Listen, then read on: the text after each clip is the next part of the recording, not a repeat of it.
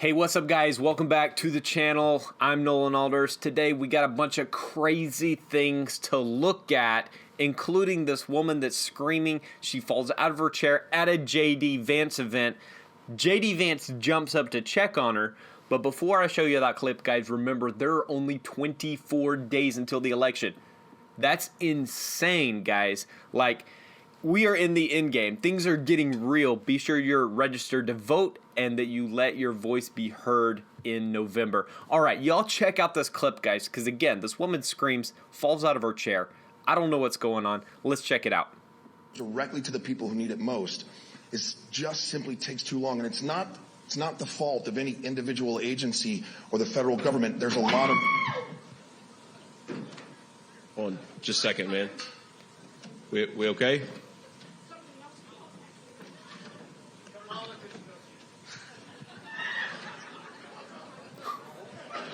Kamala Harris built this platform behind us. That's what happened. Wow. We doing okay, ma'am? We good?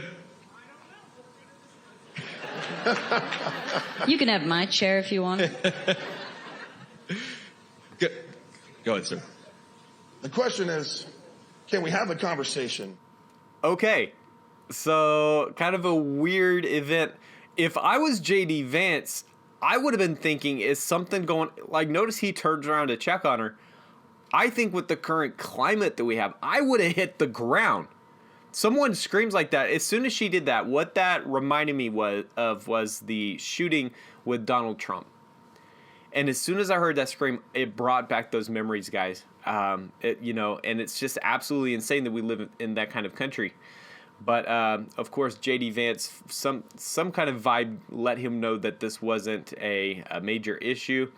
I don't know what happened there. Did the stage break down? Did the seat bend? Was there a bug? I don't know what it was, guys.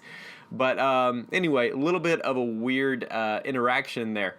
Okay, now guys, in this next clip I've got for you, DeSantis is not playing around. He's issuing a very clear warning to all the looters amidst the Hurricane Milton wreckage. And guys, aren't we thankful? I mean, first of all, very tragic event. Hurricane Milton was devastating. However, I've heard it was not the worst case scenario, so we can be thankful that even though it was bad, it wasn't a lot worse. Y'all check this out as DeSantis is giving a very clear message to any looters. Also, just want to make clear again, as we're in this phase of getting our legs underneath us, assessing the damage, helping with rescues, stabilizing, getting people back on their feet, there may be opportunities that some people think they can take advantage of. I'm warning you, don't do that. If you loot, you will be held accountable. If you're doing things that violate the law, if you're going to try to take advantage of vulnerable people, we're going to throw the book at you. I mean, we even had some jackass chain a dog to a pole as the storm was coming. Florida Highway Patrol rescued the dog. It's now in Tallahassee. Honestly, it's a good dog, but I mean, it's traumatized from that.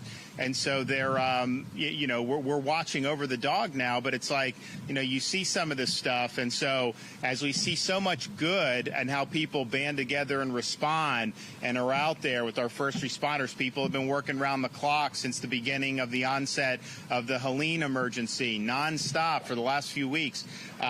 You also see the flip side of that as you see some people who do a lot of really bad things. And so just know you're not going to get away with it. You will be held accountable one way or another. All right. So, hey guys, did y'all see that about the dog? Someone literally chained their dog up on the fence as the hurricane is coming in. Of course, the floodwaters are going to go up. Like, what in the world are people thinking about? That's something we talked about on the show yesterday, was that dog. And thankfully, they rescued the dog. The dog is safe. But why? Why would you chain your dog to a fence in a ditch? You could see the water already there. Like, guys, this is insane what people do. But there you had DeSantis making it very clear that any looters, they're going to be held responsible for their actions. All right, moving on. We've got Danica Patrick. She spoke some support for Trump, Vance. This is exactly what she said. She said, I want to fly an American flag if I want to fly one. All right? Now, for a little bit more, check out this video clip here. Excited. Thank you all for being here. It's good to be back in North Carolina. I called North Carolina home for 5 years while I raced NASCAR. Love the state, love the people, and obviously learned so much about the people of North Carolina. Learned how hardworking you are. I learned how faith-based you are. And I learned just how important family is to all of you. And so my family was the NASCAR family. And so it was no surprise to me to see, obviously, the last couple of weeks, what you have dealt with here in North Carolina with Hurricane Helene, to see the NASCAR community family step up and help out with everything that people needed. One in particular was Greg Biffle, who was a former competitor. Yeah. Fired his helicopter up and led an amazing charge to bringing people food and bringing people Starlink. Thank you, Elon Musk. And Guys, gotta love Elon Musk. I'm just saying, I'm an Elon fan. I know he's absolutely insane, but come on, the guy's a goat.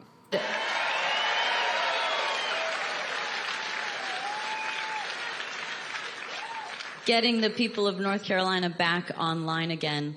So speaking of NASCAR, you guys might be wondering what I'm doing on stage as a former NASCAR driver at a political event, other than, of course, being in North Carolina, the home of NASCAR.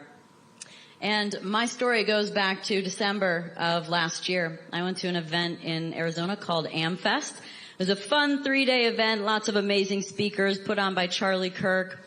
My sister flew out. We went. We had a great time. We watched amazing people speak. We learned a lot. And afterwards, I posted a bunch of photos and I said, I love my country. And then there was backlash. And I was like, why is this happening?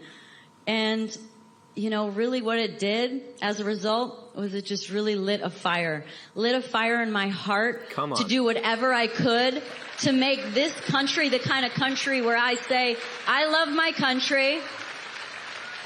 I want to fly an American flag if I want to fly one. Mm-hmm.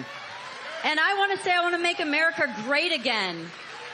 And I want that to create unity and not division. We should be able to say this, say it proudly, and it shouldn't create any division whatsoever. That's the kind of country that I want to live in. So here I am today with the amazing honor of being able to moderate this town hall with y'all and Senator JD Vance. Yes. I think that my friend Jessica Krause from House and Habit said it best after the vice presidential debate a couple of weeks ago. She said, a star is born. So everybody give a warm welcome for Senator JD Vance. All right, guys. That's an awesome introduction for JD Vance. I think she did seem maybe a little bit nervous. I don't know what was going on. Maybe she didn't have a lot of sleep the night before, but still great thoughts, great speech there, welcoming JD Vance on the stage. And dude, that's what, when she mentioned like she couldn't even like fly her American flag, that you can't even make a patriotic statement in our country today. Guys, that is the exact reason why I started this channel, was because I got sick and tired of having to tiptoe in my own country about being supportive of my own country. It's absolutely insane where we've gotten that as Americans. We have to, for some reason, hide in the shadows because we won't fly this thing. All right? That's insane that we are at this level, guys, where there's so much pressure from the left, so much pressure from these other organizations and entities against just patriotic, red-blooded Americans. But anyway, all right, so sparks are flying, guys, when Fox's Heinrich asked Mayorkas about the Afghan Nationals' Election Day terror plot. Y'all check out this clip. Mr. Secretary, it's Jackie Heinrich from Fox. I want to ask you about a different story. This Afghan national who was working for the CIA in Afghanistan was arrested for planning an election day terror plot. He was brought to the U.S. after Afghanistan collapsed. Your agency says as part of the SIV program. The State Department is telling us he was not part of the SIV program, which had strenuous vetting. They say he was never issued an SIV or immigrant visa, and DHS paroled him into the U.S. They further expect the court document to be updated to reflect this from the DOJ side. So, Mr. Secretary, how was this man brought into the U.S.? What screening did he undergo? What did he apply for to get here? Jackie, I'm here in North Carolina communicating with the individuals who are still conducting search and rescue operations. Over 200 people have lost their lives in Hurricane Helene.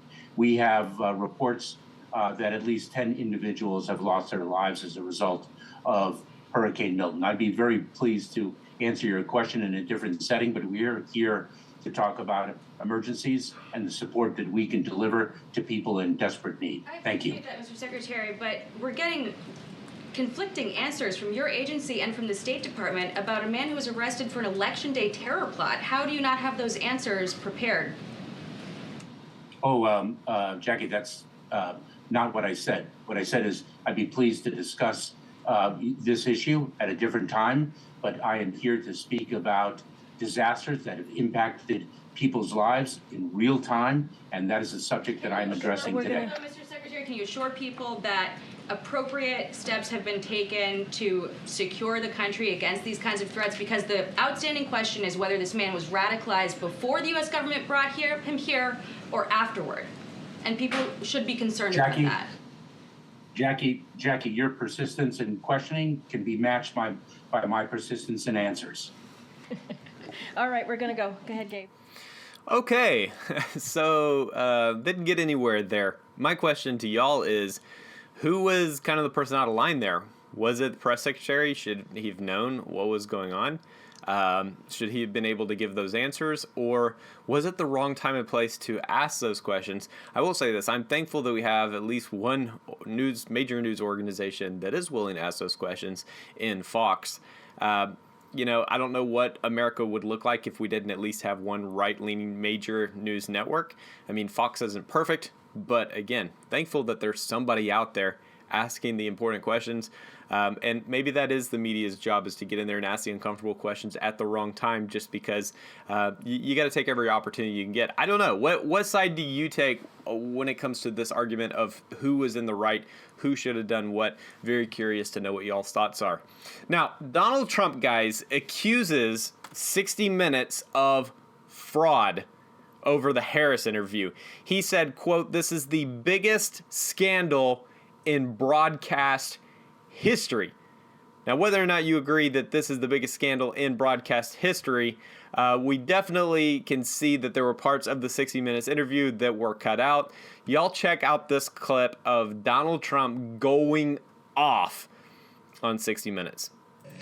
We're being scoffed at and laughed at all over the world. The other big news is the fraud committed by 60 Minutes and CBS, together with the Democrat Party, working together with them, which will go down as the single biggest scandal in broadcast history, I predict. It's a big story. I don't know if you've seen it yet. Happened. They learned about it yesterday evening. The real answer of Kamala was very crazy or dumb. Nobody knows what, but it was bad. So they actually replaced it. Think of this. They've never done that for me. They actually replaced it with another answer, having nothing to do with what she said before. They took another thing that she said and they just lopped it in there. Nobody's ever seen anything like it. 60 Minutes, nobody's ever seen. And they wanted to make her look as good as possible, make her look better. A big problem in our country is the... Okay, so there you go. Obviously, Donald Trump calling out 60 Minutes for cleaning up Kamala's post, cleaning up her interview. And you said they'll never do it for me. No, they won't, Donald. They won't. We all know right now that everybody in the media, larger network world is against Trump, anti-Trump. You can see it everywhere there is. Honestly, that's one of the big things that pulled me over to the Trump side, guys, was that everybody hated him. And when everybody hates you, you know something's going on. All right? It either means that you're a jerk. It either means that, you know, you're insane. Or maybe it means that you have something that people are afraid of that's going to get out. One of the big things, one of the big reasons they say that they don't want Donald Trump to get elected is because then he'll release the Epstein list. I'm telling you guys, a lot of people are afraid of this guy. A lot of people are afraid of him getting back in office. And honestly, I think that this is a light that he's going to shine. And when he shines that light, cockroaches are going to run, guys. So we'll see what happens. I'm not saying Trump is perfect, but there's way too much resistance against him. It doesn't make sense, doesn't add up. We're not seeing everything. Okay, last clip I've got for you today is Biden. Yeah, Biden's still here. He's still president. He's still speaking. Maybe not coherently. He gives a very confounding response when a reporter asks him about Netanyahu. Y'all check this out. I think Congress should move as rapidly as they can, particularly on the most immediate need, which is small business. But the Vice President said yesterday that FEMA has what it needs. There's enough resources. The Congress does not need to come back right away. FEMA has its needs. That's different than SBA. Okay, so it's SBA. They need to come back and do SBA. Yeah, but they're going to need a lot more. Mr. President, what did Prime Minister Netanyahu tell you about his plans relating to retaliation? He's coming over to help with the storm. Mr. President, have you spoken with former President Trump at all? Are you kidding me? Mr. President Trump, former President Trump, get a life, man. Get a life. Dude, what? They ask him about Netanyahu. And they said, and Biden's response is, he's coming over here to help with the storm.